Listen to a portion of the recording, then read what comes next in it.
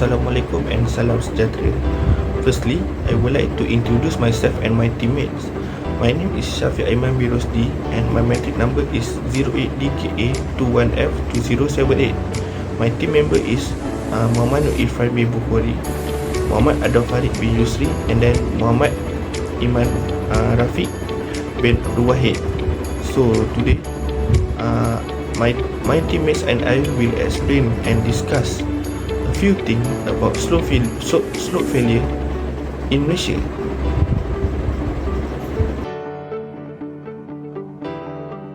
I'm going to explain about the initial info on the ruins of this house. Firstly is the date of occurrence of the accident is at 11 December 1993. It is about 29 years ago. The time will happen at this incident is at 1:35 PM on the Saturday afternoon. The location of the slope failure is at Highland Tower, Taman Heavy, Ulu Kelang, Selangor, Malaysia. And the total of death as is informed on the statement is 48 people. And then the cause by landslide is about rainfall over course of 2 weeks. Next, I'm going to explain about of things that happen at the Highland Tower. The cause collapse in the block of housing. The first is the Highland Tower is collapsed occurred on 11 December 1993 in Taman Hifli, Ulu Kelang, Selangor, Malaysia. The block 1 has a collapse from a major landslide caused by heavy rain that burst division pipe 1. The Highland Tower consisted of 12-story building or blocks. The collapse of block 1 resulted in 48 deaths. The residents of other 2 blocks and neighboring established were evacuated due to safety concern. The next point is the Highland Tower complex was built in phase between 1974 and 1982. It was constructed at the western base of the slippery slope hill, and then the terrace extends lift in the early 1980s. The block 1 was the southernmost building, and the block 2 was built on northwest of block 1, and the block 3 was built west of block 2. The tower were home to efficient middle class family. A sizable percentage of the residents were expatriates. Implication of tragedy. About 48 people lost their lives that have been discovered and identified. The victims are mainly Malaysian, with 12 foreigners, 1 Briton, 1 Japanese, 2 Indian, 2 Korean, 3 Filipinos and 3 Indonesian. Causes of loss of property worth of millions of ringgit. Reviews of acts of environment with by the authorities. Causes damage to the environment seriously affected areas. The possibility of public response on the hillside housing will be decreased. Here are some learning outcomes. Construction of a building on the edge of a hill is not suitable, especially in equatorial and tropical climates with high rainfall. Next one. Building apartment on the hillside is also against the Land Conservation Act 1960. The act prohibits the development carries out on a hillside with slope greater than 18 degrees for reasons connected to the environment. Another outcome we learn is what is not proper to join the drainage of pipes of Bukit Antarabangsa project which is under construction with the pipe of East Creek water stream made to pass by the water from Highland Towers.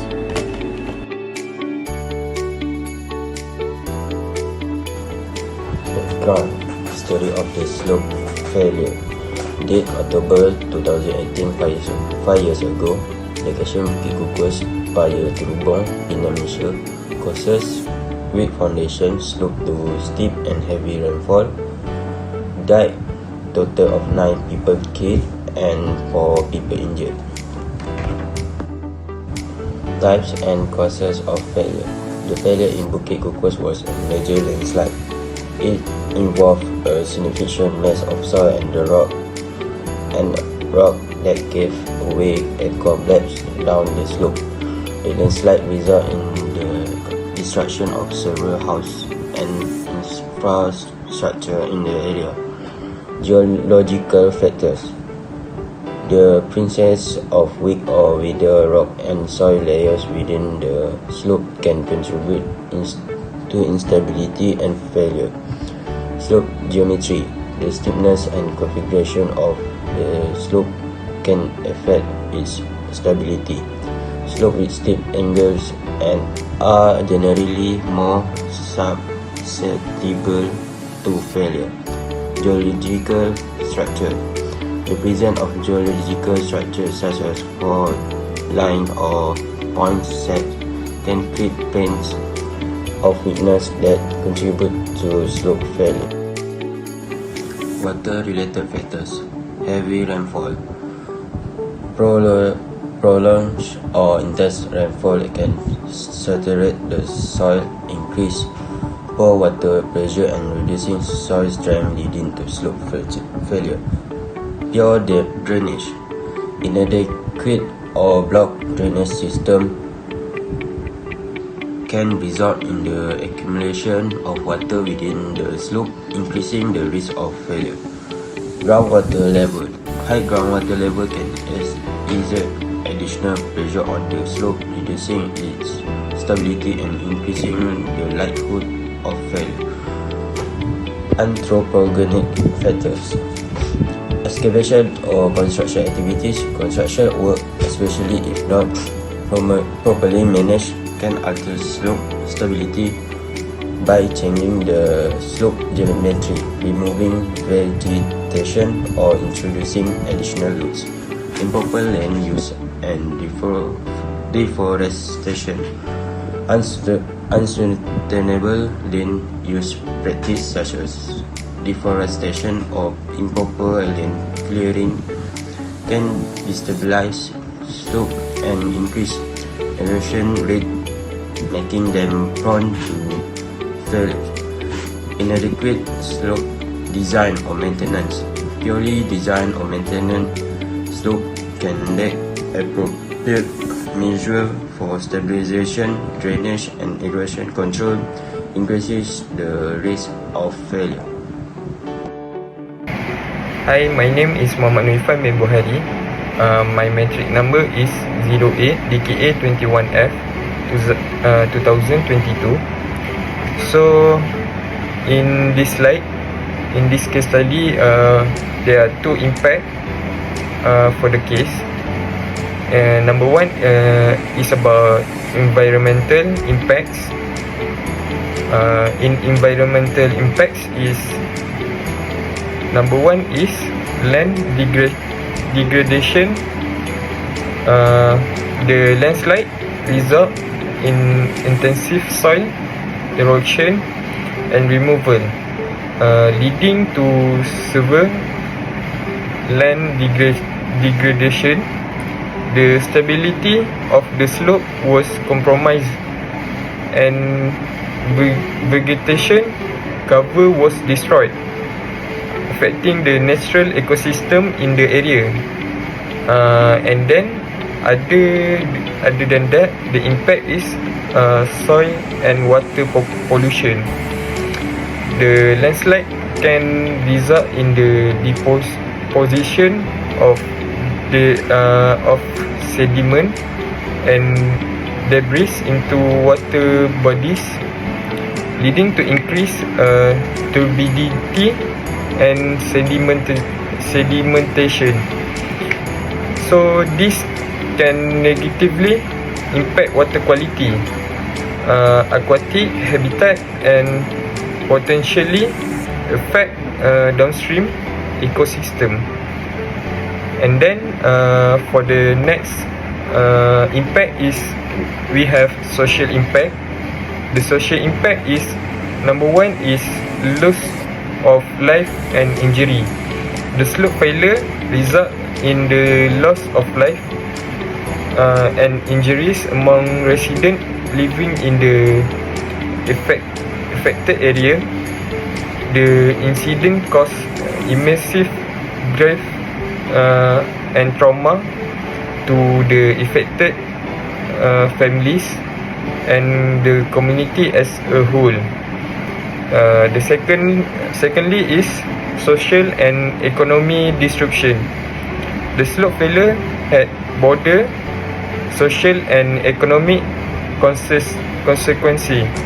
The affected residents may have experienced a loss of livelihoods, disruption in local business, and a decline in property values in the area. So, as we can see, based on the picture, we can see that before the slope failure, the project that was being carried out in the area was still running, and after the slope failure that we can see is that everyone in the slope failure area has been affected by the slope failure. So for the last the learning outcomes that we have learned from this case study, number one is when the constructing a slope failure project always require proper planning and monitoring and mitigation measure. The second is slope projects requires adequate design and construction practice, and extra attention should be given to factors such as soil stability, water drainage, and slope reinforcement.